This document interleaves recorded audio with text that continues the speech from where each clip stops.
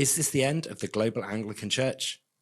This week, we talk about potential changes in the Global Anglican Church, with a group of Anglicans declaring that they are the ones to bring global unity to the Anglican Church, rejecting the authority of the Church of England. The Church of England, who have, in the last week or so, announced that they will not be taking forward any further plans to introduce special services for same-sex couples or permitting clergy to enter same-sex marriages. We also talk about Halloween. Do you want trick-or-treaters coming to your door? Do you want your children going to Halloween parties? We look at Prince Andrew and whether or not he should be banned from the next coronation service. And talking about bans, should the Israeli fans be banned from next month's match at Aston Villa?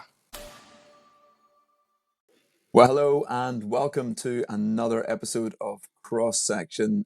Action-packed and jam-full this week. There was like a competition to get stories in. And I am joined today by Danny in the studio. Hello. And Alicia in the studio. Hello, Peter. Hello, everyone. Everybody's full of energy, I can sense, but there really was lots of action. So we are going to start with a couple of stories that caught our eye in the news this week. Alicia, which story do you want to kick us off with? Let's start with Prince Andrew, because I think it dovetails into the other story that I've brought forward. So rumour has it, he has voluntarily given up his titles of, I think it's Prince, and a few others in terms of his kind of his status due to, I would say it's more of a PR response to what you're probably now on the day of recording Virginia Giuffre's kind of book, Nobody's Girl, has been published or will be published, her memoir, that talks about her experience under the kind of Jeffrey Epstein kind of trafficking. And she names, of course, Prince Andrew quite explicitly in his involvement and, as she alleges, his abuse of that. And so it was a conversation around more about the monarchy's response. Prince William's, is it fair that he has said, or it's being alleged, that should there be a future coronation, that Prince Andrew would not attend in that? And that's a conversation of forgiveness, reconciliation, and actually what I would say is it right to kind of bring him back into a position of leadership and authority when he himself hasn't been fully repentant in the sense of his involvement or relationship insofar as kind of Jeffrey Epstein. So there's a lot going on there in terms of that story and the role and how as we as Christians should engage with that. So let's start with Mr. Prince Andrew. I think it's a really fascinating story because it touches on quite a few different things. Mm-hmm. You've got all of the, I don't know, His Royal Highness, the Duke of York, mm-hmm. Prince Andrew, all of the titles. There's a proposal to introduce a bill into Parliament mm-hmm. to formally strip him of these titles because that can't be done without mm-hmm. fresh legislation, which apparently would actually give the monarch the authority and the power to do that in the future without fresh legislation. So there's all of that going on. But I was really struck by the report that Prince William in a future coronation wouldn't have Prince Andrew at that coronation, which strikes me as this could be 10 years down the line, it could be 20 years down the line, mm-hmm. you just don't know. You're saying actually, regardless of how much time has passed, regardless of what else might happen, he wouldn't be welcome in that context. So I think that's fascinating and it's quite challenging. And then I think this is a family as well. And I know it's the royal family. Mm-hmm. I know it's about authority and leadership. But the family tensions that are headline news, it's just so hard. And I think actually, regardless of anything else, I would want to see this family healed and restored. And I think, how can that happen? And I feel like we're not helping that in terms of some of the attention, some of the approach to this. Mm-hmm. And yeah, I know it's the royal family, but it's still a family. But there's also, I mean, in one sense, I was impressed by William. There's no acknowledgement yet by his uncle of anything. Mm-hmm. I mean, voluntarily, I think you were generous, maybe, Alicia, and voluntarily, I think the pressure was mounting because Parliament were going to do something. Mm-hmm. And Prince was possibly the one title he had tried to avoid giving up. He wrote Prince Andrew on the letter in which he gave up all the other titles. But I do think the restoration forgiveness conversation has to involve some level of acknowledgement, which simply hasn't happened. And that's part of the layers. I guess that's what's going on in the other linked story that I know maybe both of you put in the mix around the grooming gang conversation. Linked in the sense that this is similar subject matter. The government's promised both to have violence against women and girls, and has then promised this inquiry, but a number of people have resigned before the inquiry's even begun. And that's it. If you want to come in, or Danny, you're on that one. The two resignations of people who I think are part of the proposed victims panel seems to be around their lack of confidence in the potential chair for this inquiry. I think one is the two shortlisted candidates. One is a senior police officer, one is a social work professional. And they're saying, actually, this should have been a judge. It should have been independent. It shouldn't be someone who has links to the sectors that are held to have been somewhat responsible for some of the problems. And I understand that, but it also just poses the challenge of agreeing kind of the terms and the approach of these kind of inquiries, and how that can actually hamper what it will be able to do when it actually gets going.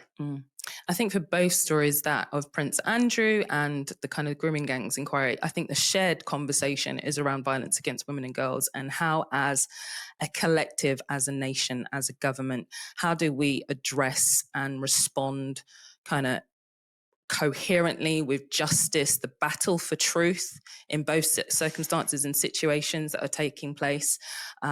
There has been real pushback in terms of a Labour kind of backbench MP, as well as a Conservative backbench MP, saying, why is there such delay when this is, in a policy area, the sweet spot of what the government is wanting to do to tackle violence against women and girls.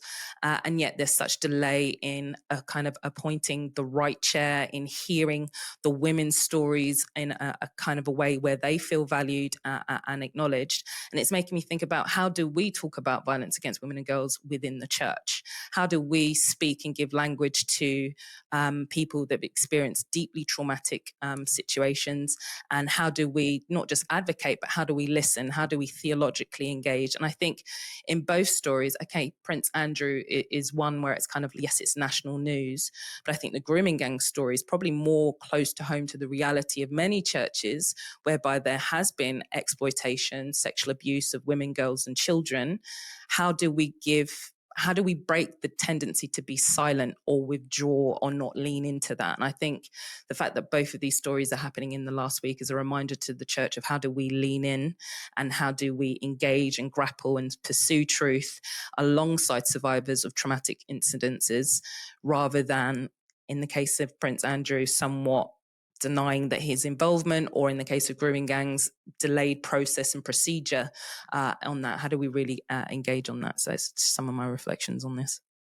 And sadly, I think we know that public inquiries don't deliver what people hope and expect. I mean, Baroness J ran the last one in the child sexual abuse inquiry, including the religious dimensions in that. But I think I read recently maybe 2 recommendations that actually been taken forward. So, I mean, and that is an inquiry that, in fact, I personally give evidence to on behalf of VA in terms of the broader landscape.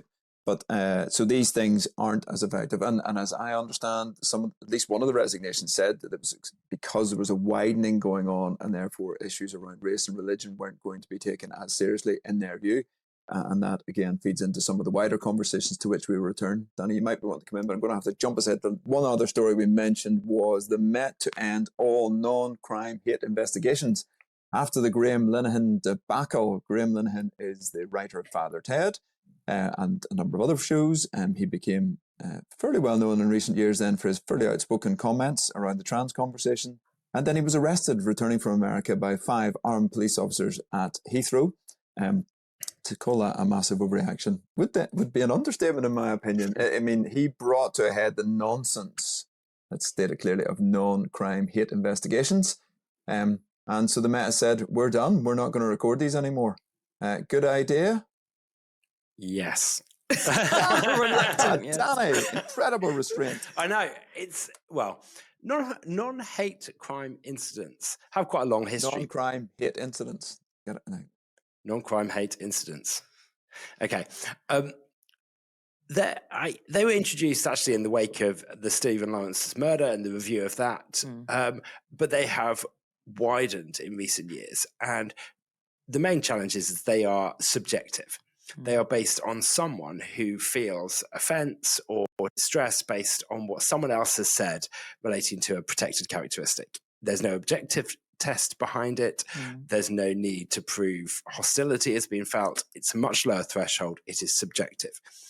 And it doesn't have to be a victim who reports it. It can be a third party. So they have the potential for massive abuse and restriction of freedom of speech. And there's been a lot of criticism of the police, people saying the police need to be policing the streets, not the tweets. Absolutely, these Danny, should you're a be politician recorded. to make it. I'm hoping other police forces follow suit. The answer's in the title, non-crime hate investigation. I mean, non-crime, straight away. Anyway, Alicia, unless you have something absolutely pressing, we are going to move on because we are looking at football fans and bands. We are looking at the Global Anglican Communion.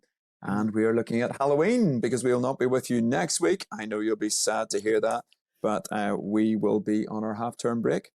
As we begin that, a big shout out to Daniela. I've actually no idea why I'm shouting out Daniela, except she's an amazing listener. And everybody told me that was my only note for today's show. So I feel I can now switch off, not have to worry too much about the next conversation. I should probably clarify that Daniela met Zana and expressed how much she appreciates cross-section. You are valued, even if Peter doesn't recognise why. Well, I did as I like. So, Danielle, we will try our best to get you a mug when we finally work out what to do about these mugs. So, but that could be sometime. So, just hold that promise very lightly for now. We're on to football bands because Maccabi Tel Aviv will not be at the UEFA Europa League match. They've been disinvited or they've been banned from coming. But even if they were invited, they've now said they wouldn't come anyway because of the hostile environment that's been created. That's got the Culture Secretary and the Prime Minister and everybody else sharing their opinion on this. Alicia, do we care? We do care, but it's been an evolving story. So the ban comes within days or at least a week of the Manchester kind of terrorist incidents and attacks. And for clarity, these fans are being banned attending Aston Villa football game, which is predominantly in Birmingham, predominantly a high population of Muslim community. And the team is from Israel. And so the first narrative is, are Jews welcome within a predominantly Muslim community? The story has evolved naturally because we're getting more information in terms of actually this football group are not just Jewish, they in themselves are also very violent. And there was a news story this weekend saying about how in Israel they were banned from a football match because of the rioting that took place before a game. And so the conversation has evolved about whether Jews are welcome in a Muslim predominant town. And then now it's a role of public safety, hence Lisa Nandy, who's the Culture Secretary, to think about the safety of fans attending a game. And actually, I think the government and the police and kind of local authorities do need to consider that seriously. Our offices are in 176, and often I see away fans being processed up by our offices for safe entry into the Arsenal football game. And rightly so, because you don't want disturbances between the fans who may have had one or too many drinks and so on and so forth. So, yeah, the story's definitely evolved, but it's definitely captured Parliament's attention. Different MPs have spoken out on this, trying to lean into that there are some communities within the UK that are not welcoming of all, and that needs to be challenged. I think the question of operational independence of the police and decision-making has been raised, and whether or not politicians should be able to overrule decisions and at what point politicians do get involved. It is a more complex situation because on one side you have the local independent MP who seemed to be campaigning in favour of this ban, who was running or promoting petitions to have the fans banned, who was celebrating the ban when it was announced. And that does seem to be motivated by interreligious tension. So I think you can't ignore the fact that some of this does have an aspect of a predominantly Muslim community not wanting a Israeli football team to have their fans present. But as you say, the local derby match recently in Tel Aviv was called off because of violence. this is a team that is known for its hooliganism. So it's not quite as simple as I think some people have been presenting it as. And there's also the fact that even regarding the poor reasons for wanting it to be restricted or wanting the fans to be restricted, actually, you can't ignore the fact that that does create a safety problem. It doesn't justify why it's been created, but if there is a safety problem, actually that's something that the police do have to address and do have to deal with. And then maybe separately, you can ask the question as to why this was creating a safety problem. Yeah, so I think we've already stumbled across ourselves a little bit, isn't it? The Jewish and Israeli language. So there's some distinction being made by people that this is an Israeli football team and it's the actions of the Israeli government that they oppose. The line between that and then anti-Semitism and a team supported largely by Jewish people is a very thin one in some of the way this is being talked about, but likewise in some of the responses too, simply because the local MP who's now independent, I think there are 2 independent MPs in the area, but there's one particular who's led this. It was very clear about his own Muslim faith and about some of the reasoning. We have to be very careful on some of the lines. That said, this team was violent in Amsterdam, and a lot of people were pointing to that. But John Mann, the UK government's independent advisor on anti-Semitism, was very clear that he had spoken to the Dutch authorities, and he was of the view that this team could have safely travelled in and did raise significant concerns. And then you have the Prime Minister weighing in, and as you say, Danny, the independence of the police, but also is it appropriate for the Prime Minister still to say, I've still got concerns, even if this was the right decision or a valid one on safety grounds? It has raised this ongoing conversation, and one that we'll no doubt return to, because even though we have seen and discussed last week the peace agreement that is in place, we've already seen breaches of that this week, or alleged breaches, and I think we're far from clear that we have a settled peace in this environment, and then we will have the kind of ongoing spill out of that in situations like this in the football. There's probably more we could say. I'm going to jump us on to probably our main story, the longer story we're going to discuss this week, and that relates to the Church of England. Is this the end of the Church of England as we know it? And the reason we asked that question, well, Danny, there's a couple of stories. We've got a new Archbishop candidate that we have discussed. That's not the primary reason. We have an update on sexuality coming, and actually the House of Bishops has been a little clearer, and I think broadly helpful. But actually, it's really that GAFCON, the Global Anglican Fellowship of Conservative, what is it? Global Fellowship of Confessing Anglicans, isn't it? The Global Anglican Future Conference. Oh, there we go. That's Future Conference have essentially declared that they are the Global Anglican Communion, and the Church of England has left them. It's slightly more nuanced than that, but I would say that's essentially it. Danny, correct what I've said about what's actually happened, and then we'll go from there. Well, the GAFCON has existed since 2008. They are a group of largely the Global South Anglican churches that are more conservative, take opposition to primarily issues around sexuality, but they oppose some of the more liberal drift that they see in other Anglican churches that they've seen in the United States, in Canada, and more recently in England and Wales. So this has been an ongoing tension. They have their own meetings, their own gatherings of primates. Some of them have boycotted previous Lambeth conferences when all of the archbishops of the Anglican churches around the world meet together. But they have basically said, right, we're done pretending that this Anglican Communion is still a global fellowship. We are saying that actually we are the Global Anglican Communion. If you want to be part of that Global Anglican Communion, you join on our terms, and are effectively saying we won't participate in the instruments of global unity that exist within the Anglican Church at present. So it's basically saying the Church of England doesn't lead the Global Anglican Church. It's always been slightly messy, fudgy, as many Church of England things are. It's complicated as well because you have another grouping, which is the GFSA, which I think is the Global Fellowship of Southern, I'm going to get my acronyms wrong. The GFSA, which overlaps with GAFCON, but isn't the same as GAFCON. And all of these little, quite big groups don't always speak with one voice. It'll be interesting what happens in response. Both the Church of Ireland and the Anglican Church in Canada have came out saying that they still support the Anglican Communion as it exists. So we might be seeing a much more significant split in the Global Anglican Church in the years to come. Global South Fellowship of Anglican Churches is your GSFA. Thank you. Will the real Anglican please stand up? We should know that none of us are Anglicans here. We probably should get someone on as a guest. Any comment on that? And possibly also on the recent statement from the House of Bishops on the sexuality piece as well? Because there's some irony, and the movement comes literally as the House of Bishops arguably get a little bit more orthodox. And then this is the moment when the Global Anglican Communion begins to split.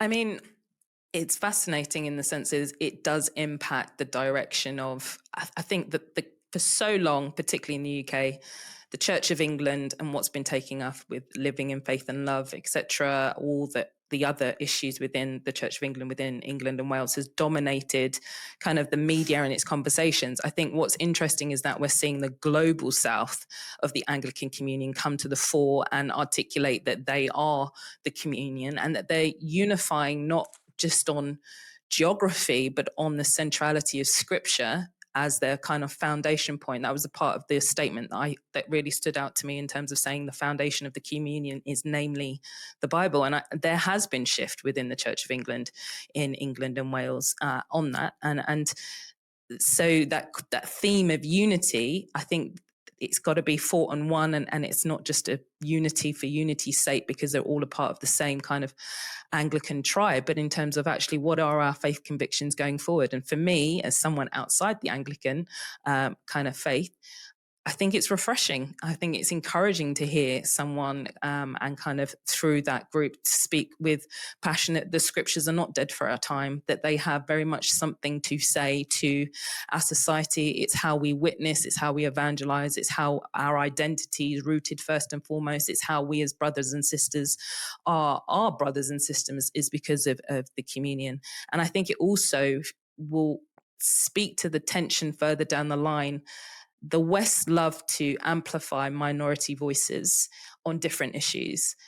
Will that work in this case where the global South, who typically haven't been in the dominant conversation, able to assert their leadership? Would that be received with thanks by the incoming Archbishop of Canterbury?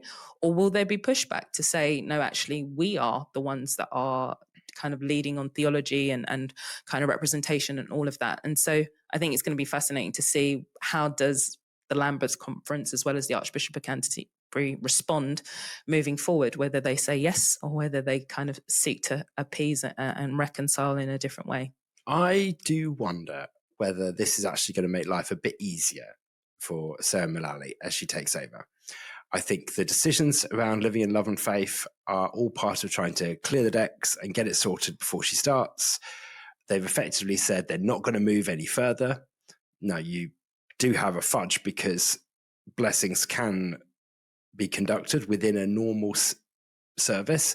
They can't have their own standalone service, and there won't be any, or there are no current plans then to take forward permission for clergy to enter into same-sex marriages.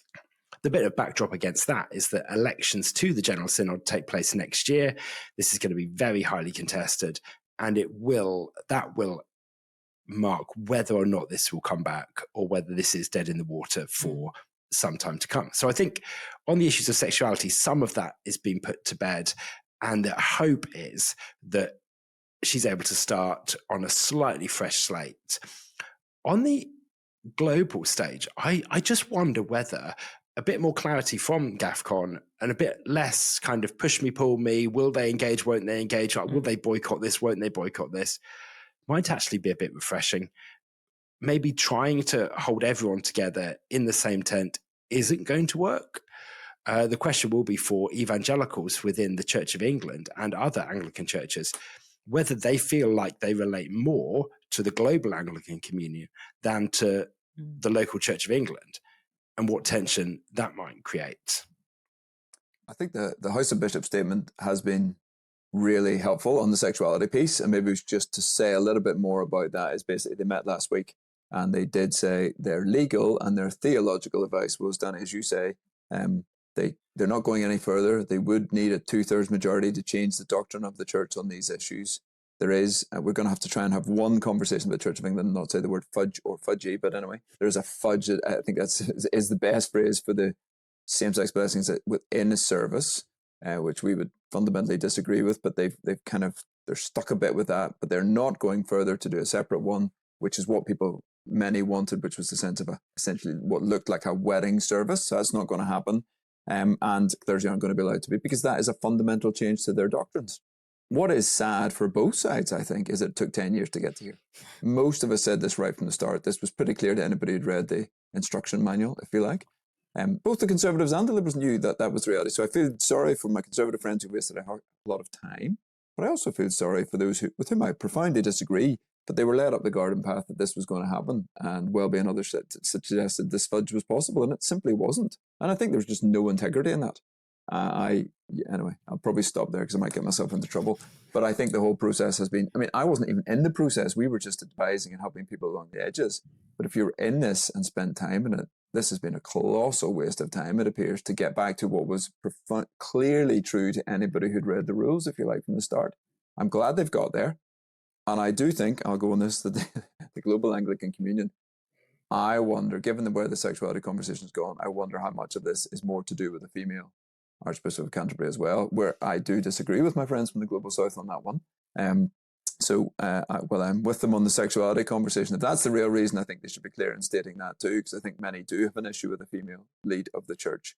And that's a different theological conversation. And this is where things get a little bit more complex. So, GAFCON have declared that they are the future now. We do think there are changes coming in the Church of England, and we'll probably talk more about them simply because of its scale and significance. I'll say, and I think you might agree, that the recent news on sexuality has been encouraging. That's a step in the right direction. But there are many more tensions ahead. And to be clear on that this needs to be ratified, I think, in December by the group, and then in February. There's an actual synod on these matters too. Danny, you're wanting to come in maybe just to clarify on that. No, I think that's what's going to happen. I think if they wanted to move further, they kind of have to, whereas effectively they're not making a decision. They're just saying they're not making any more decisions. It will only be if anyone really wants to continue to push them. But I think primarily this now becomes a campaigning tool. Certainly, I've seen this from some of the more liberal, progressive people within the Church of England. They're going to be campaigning on this over the next 12 months ahead of elections to the General Synod. So all gets very political. But it takes a 2/3 majority in all houses. There are 3 different houses, if you're not an Anglican, that would require to get this kind of change now. I'm not saying they won't campaign, but most acknowledge that certainly the Liberals are unlikely to get that. In fact, neither side has a 2/3 majority, so the status quo remains largely. Interestingly, on the standalone services, you need a 2/3 majority.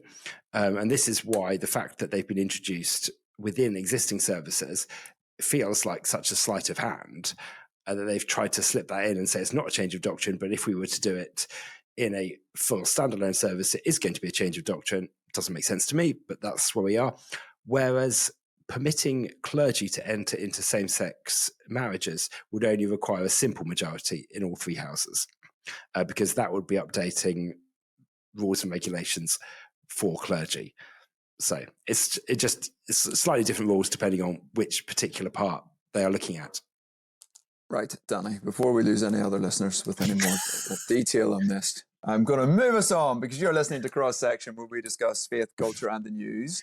Danny does it in a detail, and some of you do appreciate that. I'm only jesting, Danny. But we thank you for following along. Do like, subscribe, tell others all about it.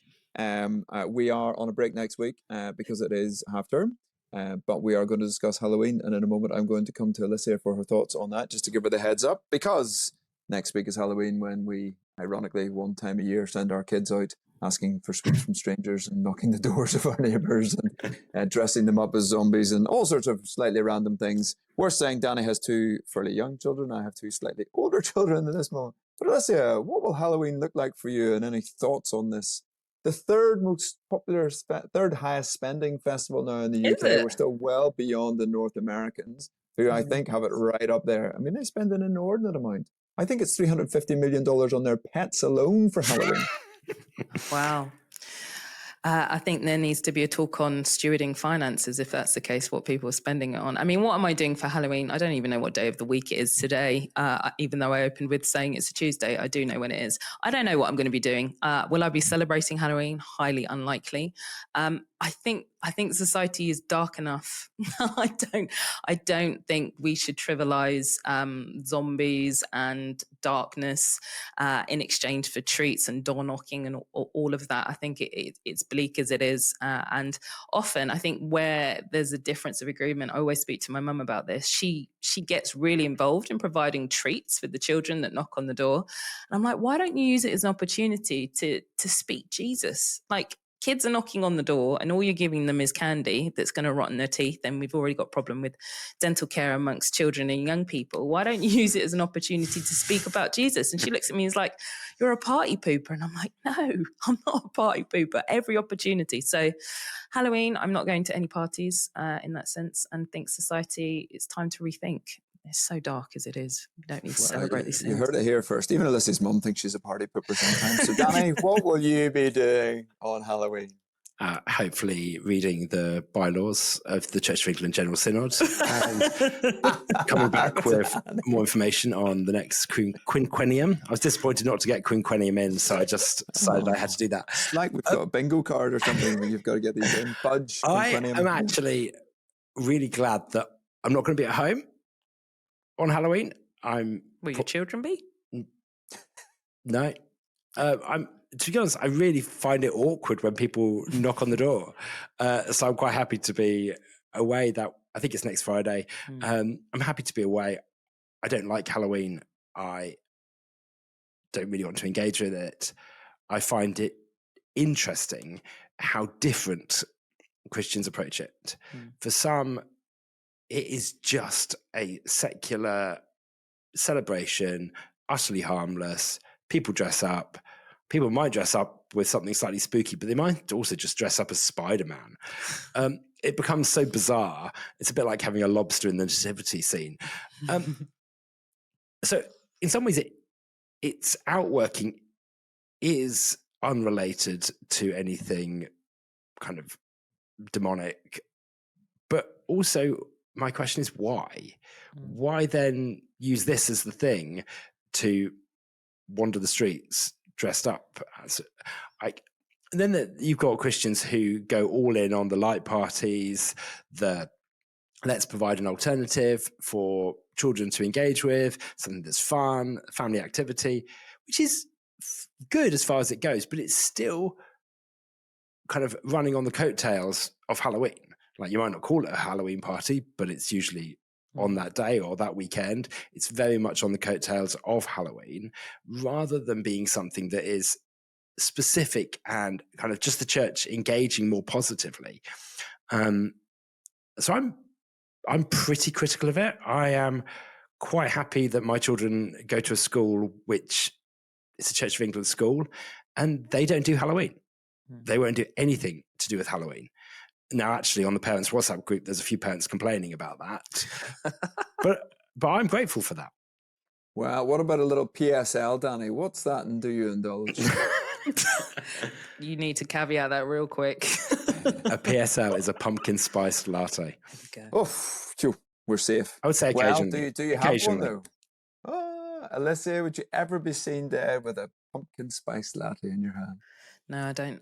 I like pumpkin slice pie, but not in my drink. So no. Just confirming the party pooper again. A good pumpkin pie is... Exactly. It's better than pumpkin spice latte. What are you But about? some of the utter commercialization, like, I don't know if you've seen places that offer pumpkin picking.